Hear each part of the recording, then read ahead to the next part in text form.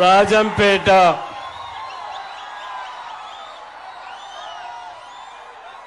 ఈరోజు మీ ఉత్సాహం చూస్తా ఉంటే రాజంపేట ఎలక్షన్ అయిపోయినట్లే ఉంది. పెద్దలు చంద్రబాబు నాయుడు గారికి, మీ ప్రియతమ నాయకుడు పవన్ కళ్యాణ్ గారికి, ఎమ్మెల్యే అభ్యర్థి సుబ్రహ్మణ్యం గారికి, ఇక్కడ విచ్చేసిన తెలుగుదేశం కార్యకర్తలందరికీ, భారతీయ జనతా పార్టీ కార్యకర్తలందరికీ, జనసేన కార్యకర్తలందరికీ, యువకులందరికీ నా హృదయపూర్వక వందనములు. నేను మొట్టమొదటిసారి చంద్రబాబు నాయుడు నేను కలిసి మీటింగ్ లో పార్టిసిపేట్ చేయటం జరుగుతా ఉంది. ఇంతవరకు ఎప్పుడూ లేదు. మా తండ్రి గారు చంద్రబాబు నాయుడు సమకాలికులు.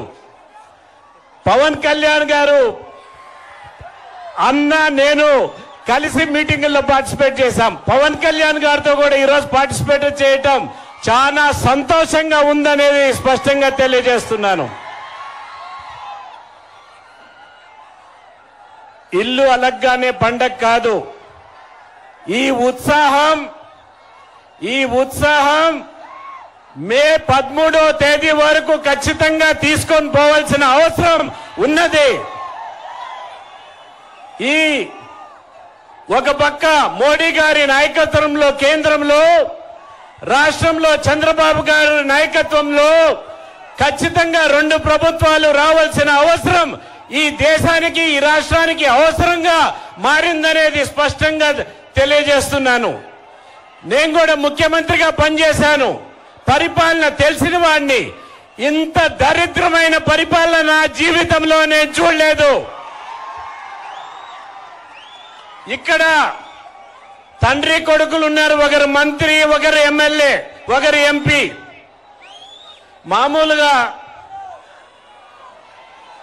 మామూలుగా వీరు ఎవరైనా ప్రజాప్రతినిధులు అయితే ప్రజలకు మేలు చేయాలి.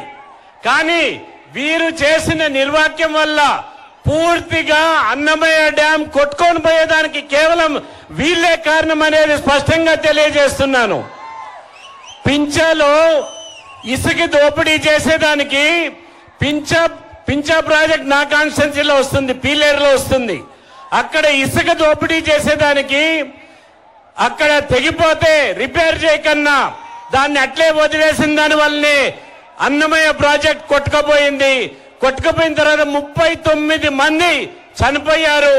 మూగ జీవులు, ఆవులు 2000 పైన చనిపోయాయి. కానీ ఇంతవరకు ప్రభుత్వం వారికి కాంపన్సేషన్ ఇవ్వలేదు.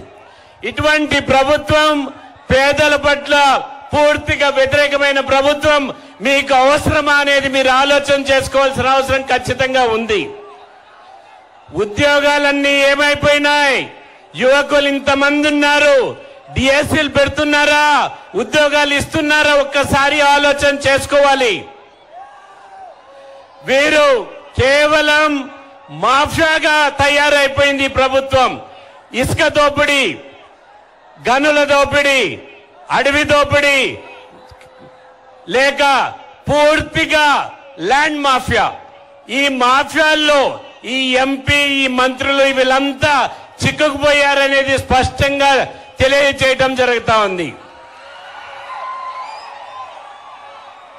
మీకు పవర్ స్టార్ అని ఎట్లయ్యాడు తెలుసా?